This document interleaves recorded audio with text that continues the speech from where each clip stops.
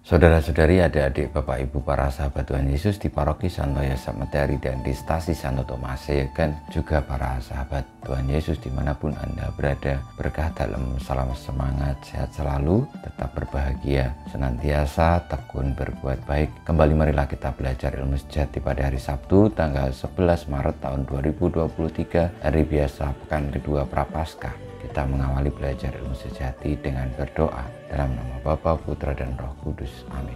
Allah Bapa kami, sumber cahaya mulia, di dunia ini kami sudah Kau perkenankan mencicipi hidup surgawi. Semoga terang-Mu membimbing kami seumur hidup, hingga akhirnya kami memasuki cahaya-Mu yang abadi dengan pengantaran Tuhan kami Yesus Kristus, Putra-Mu, yang hidup dan berkuasa bersama Dikau dalam persatuan Roh Kudus, Allah sepanjang segala masa. Amin. Para sahabat Tuhan Yesus terkasih, kita akan belajar ilmu sejati dari Injil Yesus Kristus menurut Lukas bab 15 ayat 1 sampai dengan 3, dilanjutkan ayat 11 sampai dengan 32. Para pemungut cukai dan orang-orang berdosa biasa datang kepada Yesus untuk mendengarkan Dia. Maka bersungut-sungutlah orang-orang Farisi dan ahli-ahli Taurat. Katanya, Ia menerima orang-orang berdosa dan makan bersama-sama dengan mereka. Maka Yesus menyampaikan perumpamaan ini kepada mereka. Ada seorang mempunyai 2 anak laki-laki. Kata yang bungsu kepada ayahnya, "Bapa, berikanlah kepadaku bagian harta milik kita yang menjadi hakku." Lalu ayahnya membagi-bagikan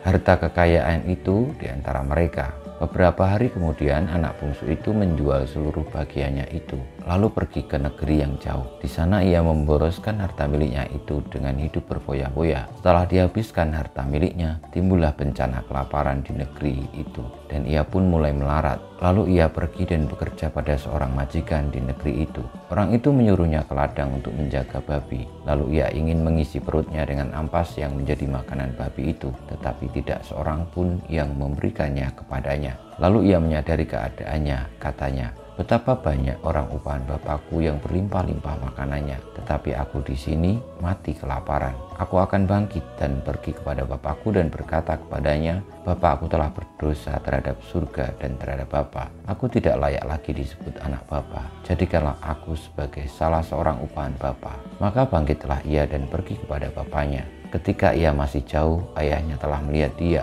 lalu tergeraklah hatinya oleh belas kasihan. Ayah itu berlari mendapatkan dia, lalu merangkul dan mencium dia. Kata anak itu kepadanya, "Bapa, aku telah berdosa terhadap surga dan terhadap Bapa. Aku tidak layak lagi disebut anak Bapa." Tetapi ayah itu berkata kepada hamba-hambanya, "Lekaslah, bawa kemari jubah yang terbaik dan pakaikanlah padanya. Kenakanlah cincin pada jarinya dan sepatu pada kakinya. Dan ambillah anak lembu tambun itu, sembelilah dia dan marilah kita makan dan bersuka cita. Sebab anakku ini telah mati dan menjadi hidup kembali. Ia telah hilang dan didapat kembali." Maka mulailah mereka bersukaria. Tetapi anaknya yang sulung sedang berada di ladang. Ketika ia pulang dan dekat ke rumah, ia mendengar bunyi seruling dan nyanyian tari-tarian. Lalu ia memanggil salah seorang hamba dan bertanya kepadanya, "Apa arti semua itu?" Jawab hamba itu, "Adikmu telah kembali dan ayahmu telah menyembelih anak lembu tambun, karena ia mendapatkan kembali anak itu dengan selamat." Maka marahlah anak sulung itu dan ia tidak mau masuk. Lalu ayahnya keluar dan berbicara dengan dia. Tetapi ia menjawab ayahnya, katanya, "Telah bertahun-tahun aku melayani Bapa dan belum pernah melanggar perintah Bapa. Tetapi kepadaku belum pernah Bapa memberikan seekor anak kambing pun untuk bersuka cita dengan sahabat-sahabatku.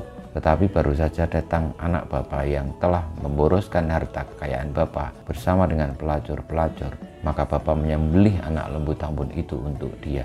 Kata ayahnya kepadanya, "Anakku, engkau selalu bersama-sama dengan aku, dan segala kepunyaanku adalah kepunyaanmu. Kita patut bersuka cita dan bergembira, karena adikmu telah mati dan menjadi hidup kembali. Ia telah hilang dan didapat kembali." Demikianlah sabda Tuhan, terpujilah Kristus. Para sahabat Tuhan Yesus yang terkasih, kisah tentang anak hilang begitu terkenal di antara kita, dan itu menampakkan bahwa Tuhan tidak mengendaki kebinasaan orang-orang berdosa, tapi pertobatannya dan kehidupannya. Semoga kita membuka hati kepada Allah. Kita berdosa, kita penuh dengan kelemahan, tetapi oleh karena kasih Allah, kita memiliki kemungkinan untuk kembali kepadanya dan bertobat, karena dengan itulah kita akan diselamatkan.